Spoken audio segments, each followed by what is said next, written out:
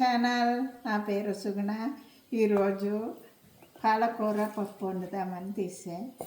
ఈ అందరికీ తెలుసు, కానీ స్టూడెంట్స్ మా అబ్బాయి లాంటి వాళ్ళు ఉంటారు కదా, వాళ్ళు ఎన్నిసార్లు చూసినా కందిపప్పు ఎంత వేయాలి, ఆకుకూర ఎంత వేయాలి అంటూ ఉంటాడు. దానికన్నా మీకు చూపిస్తే అందరికీ తెలుస్తుంది కదా స్టూడెంట్స్ అని. ఇదిగోండి, ఈ చిన్న కప్పులో ఇట్లా కందిపప్పు తీసుకున్నా. దీంట్లో చింతపండు వేస్తా, 2 ముక్కలు ఉల్లిపాయ ముక్కలు, 2 పచ్చిమిరకాయలు, ఈ ఆకుకూర కట్ చేసి అన్నీ కడిగేసి వేసేయడమే. వెల్లుల్లి తాలింపులో వేసుకుంటే గుమ్మ వాసనలు వస్తాయి, బాగుంటుంది. అందుకని ఇది తాలింపు ఉడికిపోయాక ఇవి అన్నీ కలిపి పెట్టేసి ఉడకబెట్టేసి తాలింపు వేద్దాం. ఆ తాలింపులో వేస్తా వెల్లుల్లి. ఓకే,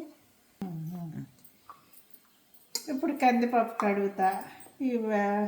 ఈ పాలకూర కట్ చేస్తాను. తర్వాత చింతపండు, ఉల్లిపాయ, పచ్చిమిరపకాయ అన్నీ కలిపేసి కుక్కర్లో వేసేయడమే.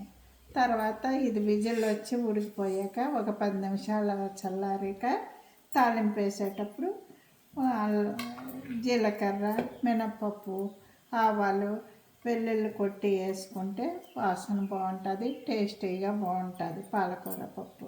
కందిపప్పు కడిగేసాను, ఇందులోనే ఆకుకూర కూడా కడిగేసి ఇవ్వండి ఇట్లా వేసేసి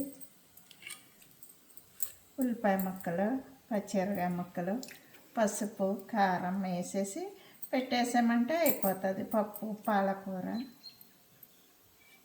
స్టూడెంట్స్కి బాగా ఈజీగా అర్థమవుద్దని చూపిస్తున్నా. ఈ పెద్దవాళ్ళకి కాదండి. ఇవన్నీ ఉల్లిపాయ పచ్చిమిరపకాయలు వేసుకుని, పెద్దవాళ్ళందరికీ వచ్చు వంటలు, చిన్నపిల్లలకి తెలియదు కదా, మా బాబు లాంటి వాళ్ళకి, అందుకని చూపిస్తున్నా.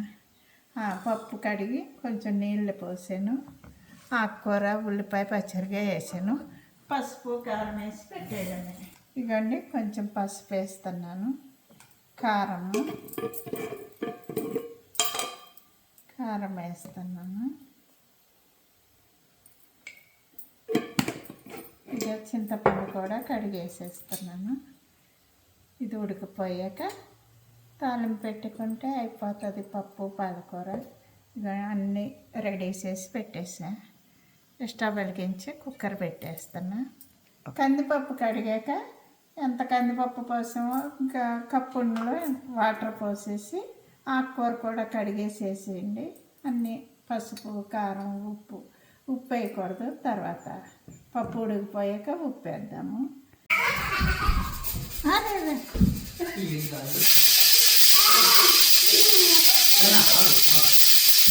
తాలింపు కదా, కొంచెం 2-3 స్పూన్ల ఆయిల్ వేసాను.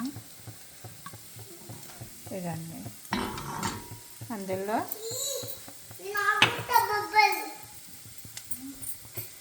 మంచిగా ఏ పప్పులో అయినా వెల్లుల్లి దంచుకొని వేసుకుంటే వాసన టేస్ట్ బాగుంటుంది. వెల్లుల్లి హెల్త్కి కూడా చాలా మంచిగా ఉంటుంది. అదిగో 2 వెల్లుల్లిపాయలు దంచి తాలింపులో వేసాను. ఇప్పుడు మినప్పప్పు,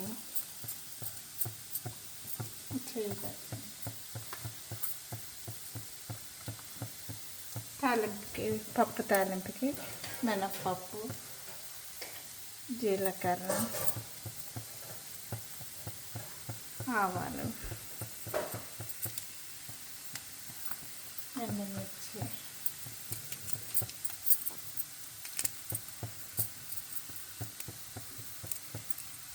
ఒక 2-3 ముక్కలు ఎండుమిర్చి వేసుకుంటే బాగుంటుంది. కరివేపాకు వేసాను. ఉడికిన పప్పు ఇట్లా పాలకూర పప్పు అట్లా ఉడికిపోయింది కదా, కలపండి. చింతపండు కూడా కలవాలి కదా. పసుపు, కారం అన్నీ ఇందులోనే వేసేసాము పెట్టేటప్పుడు. ఇదిగోండి మెత్తగా చక్కగా ఉడికింది. అదిగోండి ఆకుకూర కనిపిస్తుంది కదా, ఎక్కువ వేసుకోవచ్చు. అదండి, కుక్కర్లోది కదా, పచ్చి వాసన రాకుండా ఒక 2 మినిట్స్ ఉడకనివ్వాలి, అప్పుడు బాగుంటుంది.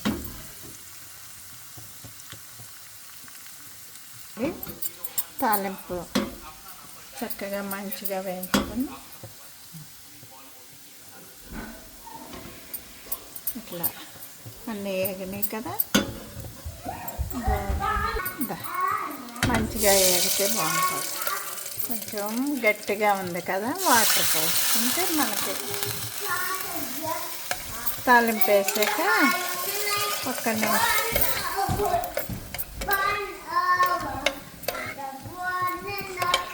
పప్పులో తాలింపు వేసాక ఒక్క నిమిషం అట్లా కుక్కర్లోనే ఉంచండి. స్టవ్ ఉంది కదా, సాల్ట్ వేయలేదు, సాల్ట్ వేస్తాను. పప్పు మెత్తగా బాగుంటుంది. చూడండి, అయిపోయింది. ఒక్క నిమిషం ఉడికాక గిన్నెలోకి తీసి అయిపోయింది కదా. పాలకూర పప్పు రెడీ. మనకి నోరూరించే పాలకూర పప్పు చాలా టేస్టీగా ఉంటుంది. కొంచెం చింతపండు వేసాం కదా, పుల్ల పుల్లగా గోంగూర పప్పులాగా పుల్ల పుల్లగా బాగుంటుంది పాలకూర పప్పు.